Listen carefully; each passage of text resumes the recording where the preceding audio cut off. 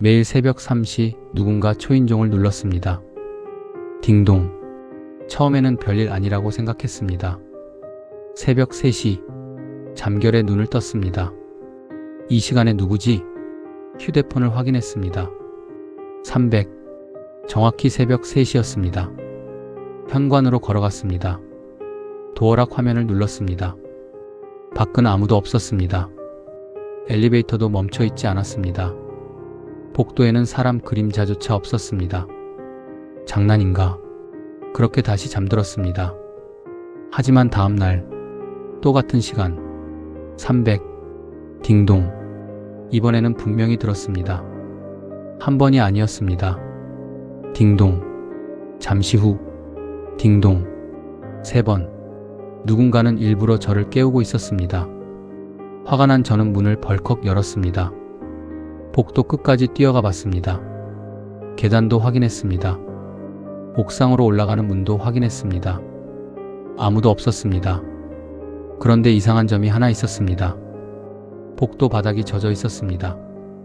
누군가 막 지나간 것처럼. 하지만 발자국은 없었습니다. 셋째 날, 잠들지 않았습니다.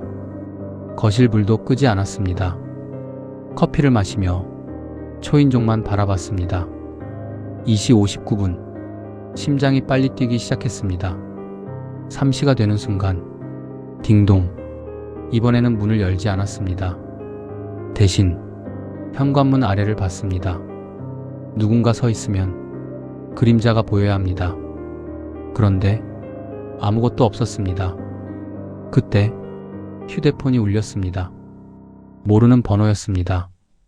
여보세요? 아무 말도 하지 않았습니다.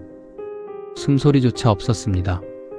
5초, 10초, 20초, 그리고 뚝, 전화가 끊겼습니다.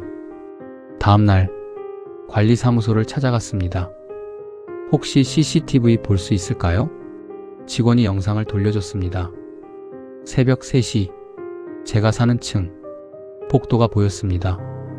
3시 정각, 아무도 없습니다. 3시 1분, 아무도 없습니다. 3시 2분, 아무도 없습니다. 저는 분명히 초인종을 들었는데 영상에는 사람이 한 명도 없었습니다. 직원이 웃으며 말했습니다. 꿈꾸신 거 아니에요? 저도 그렇게 생각하려 했습니다. 그런데 그날 밤 또 초인종이 울렸습니다. 이번에는 쿵, 무언가 문에 부딪히는 소리까지 들렸습니다. 용기를 내어 문을 열었습니다. 문 앞에는 작은 상자가 하나 놓여 있었습니다. 택배였습니다. 주소도, 송장도, 보낸 사람도 없었습니다. 안에는 낡은 열쇠 하나, 그리고 종이 한 장, 단 4글자, 기억하세요? 순간 온몸에 소름이 돋았습니다. 무엇을 기억하라는 걸까? 열쇠를 자세히 봤습니다. 낡았습니다. 녹도 슬어 있었습니다. 번호가 적혀 있었습니다. 314. 처음에는 창고 열쇠인가 했습니다. 아파트를 모두 돌아다녔습니다. 314호는 없었습니다. 지하창고도 아니었습니다. 주차장도 아니었습니다. 집으로 돌아오는 길, 엘리베이터 안에서 관리소장이 저를 불렀습니다. 혹시 무슨 일이세요? 그는 잠시 머뭇거리더니 말했습니다. 그 열쇠 어디서 났어요? 누가 문 앞에 두고 갔습니다. 관리소장 얼굴이 하얗게 변했습니다. 그 번호 20년 전에도 있었어요. 순간 등골이 얼어붙었습니다. 무슨 말씀이세요? 그는 더 이상 말하지 않았습니다. 그저 작게 한마디만 했습니다.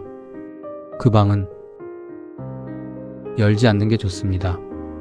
그날 밤 잠이 오지 않았습니다. 새벽 2시 거실에서 TV를 보고 있었습니다. 갑자기 거실 전등이 한번 깜빡이었습니다. 그리고 휴대폰 알림이 울렸습니다. 발신인 없음. 문자였습니다. 내용은 단 한 줄. 이번엔 늦지 마. 순간 심장이 멎는 줄 알았습니다. 저는 번호를 눌렀습니다. 없는 번호였습니다. 다음 날, 저는 인터넷을 뒤지기 시작했습니다. 아파트 이름, 열쇠 번호, 그리고 20년 전 검색 결과 하나가 나왔습니다. 아파트 의문의 실종 사건. 기사를 클릭하는 순간 사진 한 장이 화면에 나타났습니다. 낡은 흑백 사진. 그 안에는 경찰들이 서 있었습니다. 그리고 경찰 뒤편, 희미하게 찍힌 한 남자, 모자를 눌러 쓴 채 카메라를 바라보고 있었습니다. 그 얼굴을 보는 순간 숨이 멎었습니다. 바로 어젯밤 우리 집 CCTV에 찍혔던 그 남자였습니다. 20년 전 사진과 똑같은 얼굴, 단 하나도 늙지 않은 모습으로 314호는 존재하지 않았습니다. 새벽이 밝자마자 저는 관리사무소로 달려갔습니다. 어젯밤부터 머릿속에는 단 하나의 숫자만 맴돌고 있었습니다. 314. 관리소장이 마지막으로 했던 말. 그 방은 열지 않는 게 좋습니다. 그 말이 계속 귀에 맴돌았습니다. 관리사무소 문을 열자 어젯밤 저를 응대했던 직원이 놀란 표정으로 저를 바라봤습니다. 또 오셨네요. 저는 다짜고짜 물었습니다. 314호가 어디죠? 직원은 잠시 멈칫하더니 컴퓨터를 돌려 보여줬습니다. 아파트 배치도였습니다. 101호부터 2304호까지. 하지만 아무리 찾아도 314호는 없었습니다. 없는데요? 그럴 리가 없어요. 저는 열쇠를 꺼내 책상 위에 올렸습니다. 직원 얼굴이 굳었습니다. 잠깐만요. 그는 열쇠를 들고 안쪽 사무실로 들어갔습니다. 몇 분 뒤 관리소장이 나왔습니다. 어제보다 훨씬 창백한 얼굴이었습니다. 따라오세요. 관리소장은 저를 지하주차장으로 데려갔습니다. 맨 끝, 사용하지 않는 창고들이 늘어선 곳. 그는 한쪽 벽을 가리켰습니다.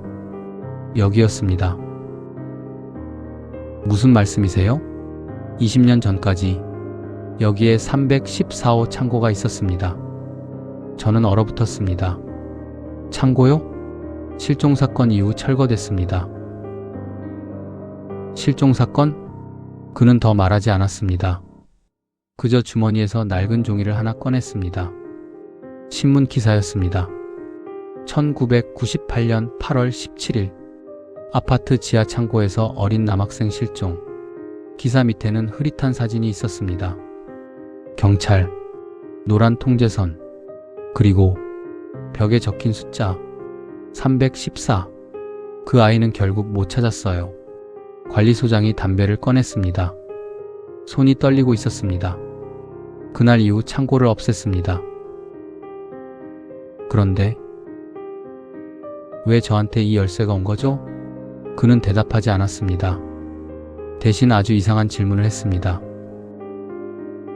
혹시 당신 1998년에 여기 살았습니까? 순간 가슴이 철렁 내려앉았습니다. 저는 고개를 저었습니다. 아니요. 그럼 다행입니다. 왜요? 그는 제 눈을 피했습니다. 그 사건 이후 살아남은 아이는 단 한 명뿐이었습니다. 그날 밤 잠을 이루지 못했습니다. 인터넷에서 당시 사건을 찾아보기 시작했습니다. 기사, 신문, 블로그, 카페. 하지만 이상했습니다. 1998년 사건인데 기사가 거의 없었습니다. 검색하면 전부 삭제된 페이지였습니다. 단 하나, 지역 신문 PDF가 남아 있었습니다. 저는 확대했습니다. 기사 마지막 줄. 생존 아동의 신원은 보호를 위해 공개하지 않기로 했다. 생존 아동. 그 아이는 누구였을까? 그 순간 휴대폰이 울렸습니다. 발신번호 없음. 이번에는 전화를 받았습니다. 여보세요? 처음으로 목소리가 들렸습니다. 낮고 쉰 목소리. 아직도 기억 못하는구나. 순간 숨이 멎었습니다. 누구세요? 314. 무슨 말입니까? 그 방에 너도 있었잖아. 전화는 끊겼습니다. 저는 그대로 얼어붙었습니다. 너도 있었다고? 말도 안 되는 이야기였습니다. 저는 이 아파트로 이사 온 지 겨우 3년이었습니다. 20년 전에는 다른 지역에 살았습니다. 분명 그랬습니다. 그런데 이상한 기분이 들었습니다. 어릴 적 기억을 떠올리려고 했습니다. 초등학교, 친구들, 집, 이사, 머릿속이 하얗게 비어 있었습니다. 초등학교 2학년 이전의 기억이 거의 없었습니다. 왜? 그때였습니다. 휴대폰 사진첩이 자동으로 열렸습니다. 몇 달 전 찍은 가족 사진. 사진을 확대하다가 제 뒤편 창문에 무언가가 비쳤습니다. 모자를 눌러 쓴 남자. 저는 급히 원본 사진을 열었습니다. 분명히 있었습니다. 창밖에서 저를 바라보는 남자. 얼굴은 보이지 않았습니다. 그런데 사진 촬영 날짜를 확인한 순간 등골이 서늘해졌습니다. 그 사진은 제가 아직 이 아파트로 이사 오기 6개월 전에 촬영된 사진이었습니다.